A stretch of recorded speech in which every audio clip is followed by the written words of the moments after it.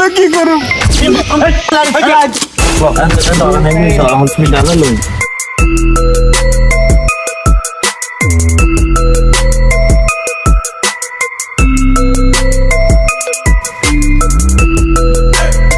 রে তুই আরে চিনস আই জব্বর মেম্বার তুই জব্বর মেম্বার এলাকার ভিতরে চুরি করছ তোর এত বড় সাবাস এই তুই জানস তুই চুরি করলে জব্বর মেম্বার এলাকার কি শাস্তি এটা তুই জানস নি তুই এত হুন্দুর 100 বার ডাইরেক্ট উয়ালা মেম্বার সাহেব এত 100 বার তো হতো না এত আমরা এলাকা চুরি করছে এত 200 বার দিয়ে নাই এই থামো মিয়া মেম্বার সাহেব আমার একটা কথা ছিল কিয়া কথা কইবে আবার কি আর কি বিচার তোর অসন্ত না এত কি 200 বার কইছে কি কম কইয়া লেছিনি এই 600 বার দেখালার দলারে আরে এতারে 600 বার দিলে তো বাঁচবো নি এই মিয়া থামো মেম্বার সাহেব আপনারা বলছি আমার একটা কথা আছে আপনি খালি রায়ের পর রায় দিতেই আছেন একবার 100 বাদ ইয়ার পরে 200 বাদ অন আবার কোন 400 বাদ চোরে কোনায় চুরি করছে কার ঘরে চুরি করছে আগে এটা জানতে হইব তো কোন সাক্ষী প্রমাণ ছাড়াই খালি আপনি রায় দিয়ে লাইতে আছেন এই মিয়া সাক্ষী প্রমাণ নাই মানে এত আর ঘরের ভিতরে চুরি করছে এত রায় হাতে নাতে ধরছি মেম্বার সাহেবের কাছে ইয়া লাইছি আপনি কি কোন সাক্ষী প্রমাণ নাই মিয়া কি বুঝলেন খবর মিয়া কি সাক্ষী প্রমাণ কি আর লাগবো নি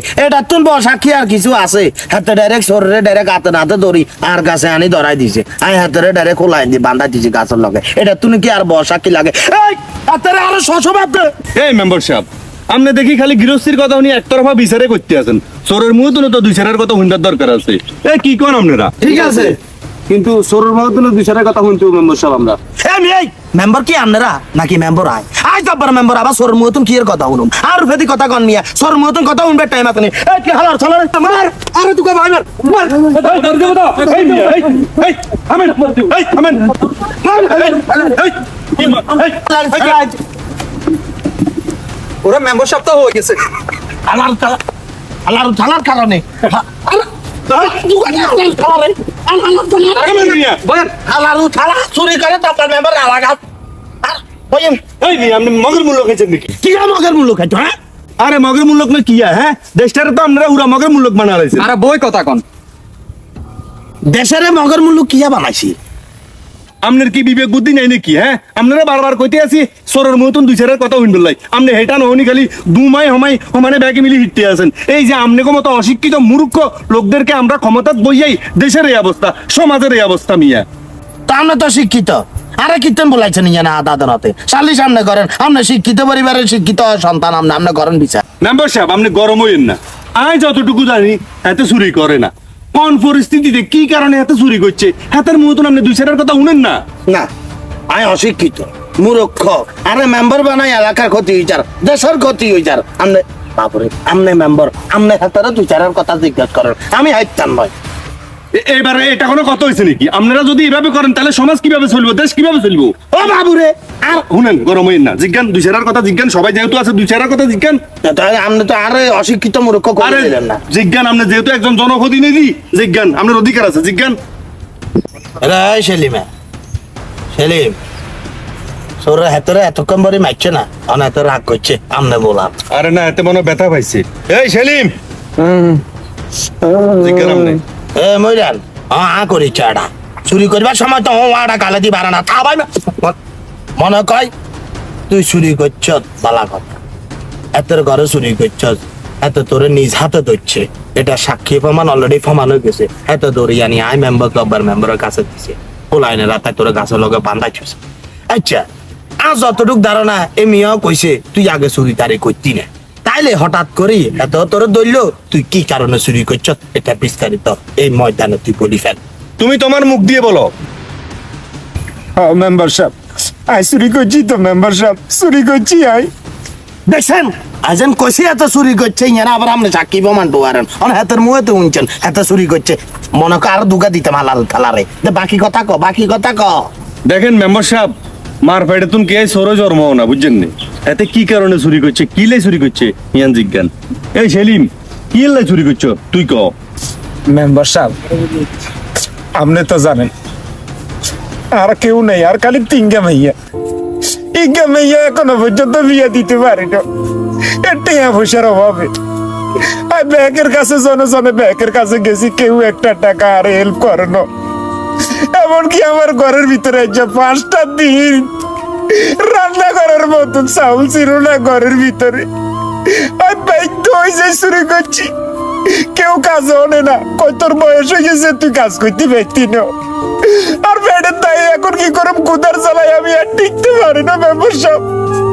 এই যে তার ঘরে যাই চাল চুরি করছি, আমি অন্য কিছু চুরি করি না, টাকা পয়সা কিছু চুরি করি না। মেম্বার সাহেব আপনার কাছে আই গেছিলাম, আর এখন কাট করে দিবেন লাগে অন্তত পক্ষে। আর বেচা কাছে বেগুনে লই আই খাইতে আরে দোকানে মাছের গাছের খাইতে আরে আলে আরে করে দেন না মেম্বার সাহেব। তুই চুরি করতে না কি করুম? বাংলাদেশে কি চাকরি আছে নি? একটা চাকরির ব্যবস্থা করে দেন না।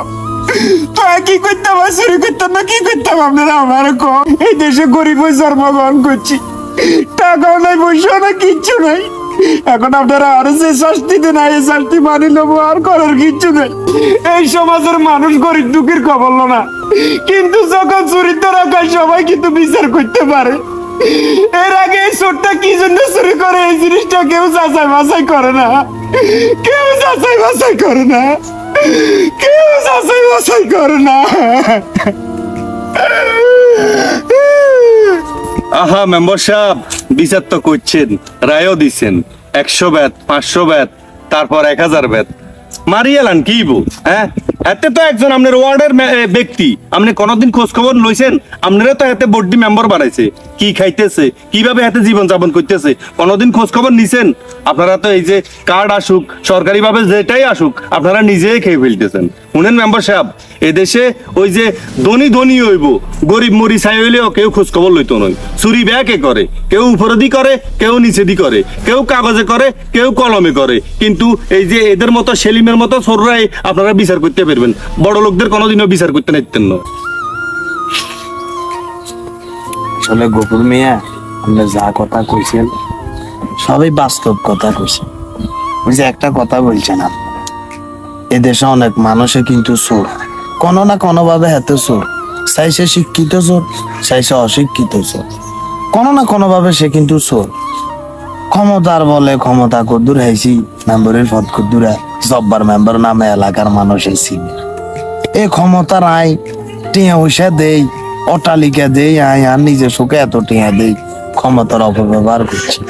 সেলিম সোরেরে সাধারণ চুরিল্লাই আই মতনে বেতের রায় দিয়ে লাইছি, ফিডিয়া লাগে অনেক কিছু করিয়ে লাইছি। যাই হোক, আর অনেক ভুল হয়েছে, আপনারা ব্যাগে আরো মাপসাপ করে দিয়েন।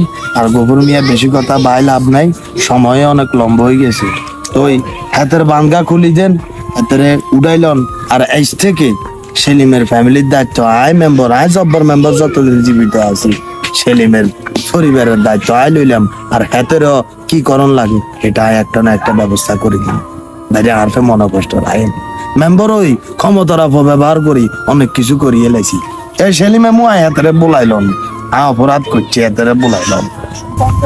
রে তুই এনে খারে কি তাই হাতের বাঙ্গা খুলি দে যাই যান, সেলিমের বাঙ্গা খুলি দে উঠাইলো হাতেরে। সেলিম আয় তোর মেলা অত্যাচার করছি রে সেলিম, আর ক্ষমতার ভাবার আয় ক্ষমতা এটারও অপব্যবহার করছি। তোর ফ্যামিলির দায়িত্ব আয় লইলাম তুই টেনশন করিস, আরো মাফ করে দি। যাই হোক মেম্বার সাহেব, অনেক খুশি হয়েছি আপনি আপনার ভুল বুঝতে পেরেছেন। এভাবে দেশের ভিতরে আপনারা যারা জনপ্রতিনিধি আছেন, তারা যদি আপনাদের ভুল বুঝতে পারেন, তাহলে কেউ আর কোনোদিনও খারাপ কাজে লিপ্ত হবে না। আচ্ছা গভর্নমেন্ট আনার কথা বাইন না, হাতের হসপিটাল লই যাও। যান যান যান, আল্লাহ ভরসা। হসপিটালে লই যাও।